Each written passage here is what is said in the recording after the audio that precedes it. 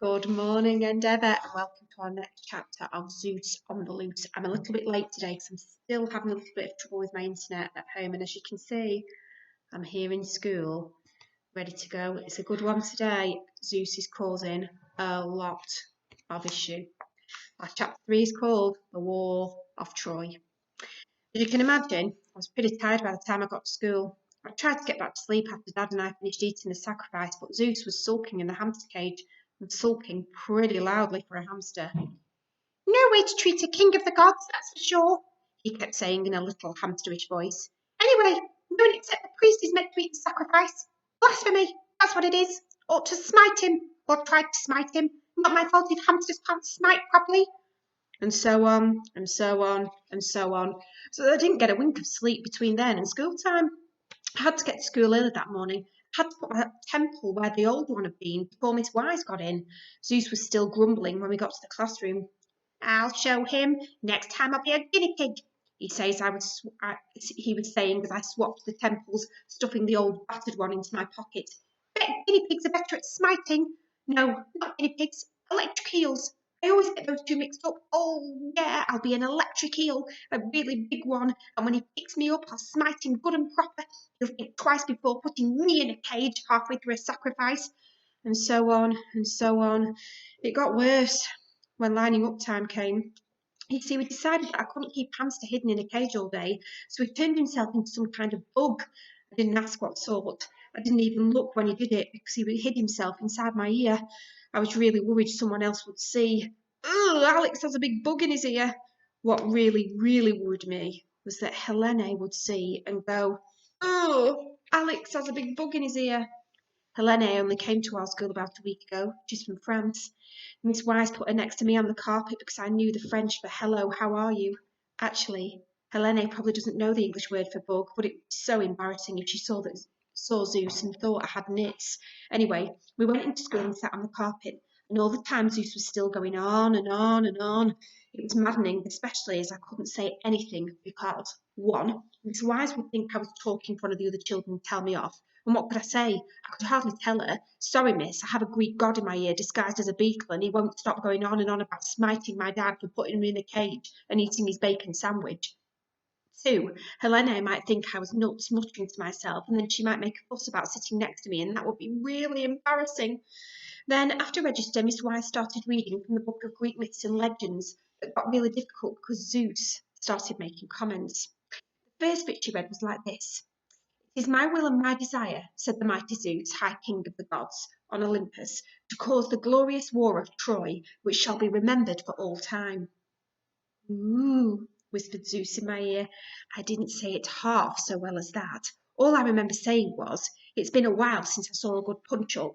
Let's get the Greeks started on the Trojans. Miss Wise went on. Zeus called for Ares, the god of war, and ordered him to ready himself for the conflict, which should be the greatest ever known. It's my duty and my pleasure to obey, O Most High, Ares replied. He never said that, Zeus said. He's a right moaning Minnie, that Ares. What he actually said was, oh, do I have to? I was looking forward to having a nice rest at the seaside this year. All that screaming and shouting humans do when they're killing each other gives me a right headache sometimes. He went on and on and on and on. It was a good story. What happened was that this Greek prince married the most beautiful woman in the world. She was called Helen. But Paris, the prince of Troy, fell in love with Helen and took her back to Troy with him. Then all the Greek princes ganged up together and went and had a war with Paris and the Trojans. They were the people who lived in Troy. They fought for 10 years, but the Greeks couldn't get into Troy because it had this big high wall around it. So then the Greeks played a trick on the Trojans. One morning the Trojans woke up and saw that all the Greek soldiers had gone, and so had their ships, and they'd left a huge wooden horse. So they sent out a few soldiers to investigate. The soldiers came back and said the Greeks had definitely sailed away, but they'd built this horse as a present for Poseidon, the god of the sea. So he'd got them home safely. I don't know why a sea god wants a big wooden horse, but anyway, the Trojans thought that if they took the horse inside their city, Poseidon would bring them good luck. So that's what they did. But some Greek soldiers were hiding inside the horse, and when it was night and the Trojans were asleep, they came out and opened the city gates. Then all the other Greeks who'd sneaked back came in and killed the Trojans and won the war. Miss Wise read the story really well, and then we did some work about describing words. I thought of a few words to describe Zeus. He was still going on and on and on and on, but Miss Wise would have kept me in at playtime if I'd used them. I wish she had. It was a playtime that the trouble really began. I had to tell Charlie about telling my parents he'd lent me the hamster in case they saw him and said anything about it. And then I had to tell him about Zeus, and of course he didn't believe me, so I had to ask Zeus to come out of my ear, which gave me a break from all the muttering anyway and turn back into a hamster. Charlie was amazed, so he couldn't say a word, and then the hamster sat up straight and said, "It is my will and my desire to cause the glorious war of Troy, which shall be remembered for all time, or at least till playtime tomorrow." I didn't like the last bit. "What do you mean?" I asked. "Well," Zeus said, "it's been ages since I saw a decent fight, and I can't really start one like the last war of Troy without Ares to give me a hand, but I reckon we can get a bit of a scrap going over there. That pretty little girl that you sit next to, what's her name?" I didn't really want to get into this, but Charlie, still gobsmacked, said, "Eleni, she's French." Zeus was really pleased with this. "Eleni, perfect," he said, clapping his little paws together, or nearly. "Helen would be better, but beggars can't be choosers. Now, what about that kid who prayed to me? What's his name?" That really got me worried. "Leave Troy out of this," I said. "He'll be in real trouble if he gets in a fight." "Troy," squeaked Zeus. "That's not right. Troy's the city, not a person. Why isn't he called Paris?" "No," Charlie said. "Paris is a city. It's in France." "You don't know what you're talking about, Nelly. No brain," Zeus insisted. "I've done this before. And anyway, I'm a god and you're not. Just listen. Troy's a city and Paris comes and takes Helen there, and then we start a fight. Okay?" "Charlie's right," I said. "Troy's the boy and Paris is the city. That's where Helena comes from, Paris." Zeus stamped his little hamster foot. "No, no, no," he complained. "This is all wrong. Weren't you idiots listening to the story? What's supposed to happen is that Paris takes Helen to Troy.